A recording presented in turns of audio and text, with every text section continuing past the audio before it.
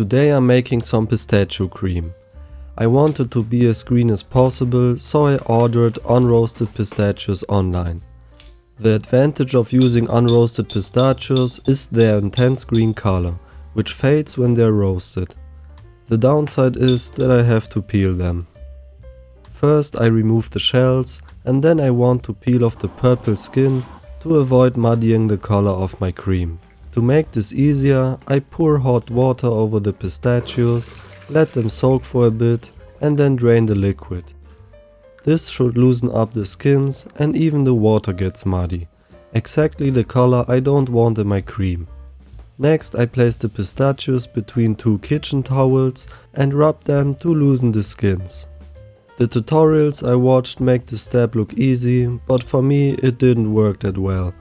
The skins didn't seem to loosen up so easily, so I soak the pistachios again and work with smaller portions at a time. This works better, but the process still takes nearly 3 hours. I might be a bit too precise with it, but when I see the vibrant green pistachios and the pile of removed skins, I feel the effort was worth it. Now I blend the peeled pistachios in a food processor. First they become chopped, then smoother, and finally turn into a paste. I melt some white chocolate, add a splash of milk, butter and powdered sugar, and heat it until everything's combined. Then I add some of this mixture to the pistachio paste and blend until I get a creamy consistency.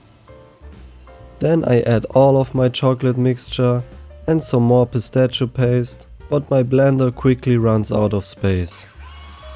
So I pour the mixture into a bowl and mix the rest of the pistachio paste by hand. And it turned out to be a good idea because I liked that the cream had tiny pistachio pieces for a bit of texture. I was blown away by how intense the pistachio flavor of my cream is. I've only known the store-bought ones that are overly sweet and don't really taste like pistachio.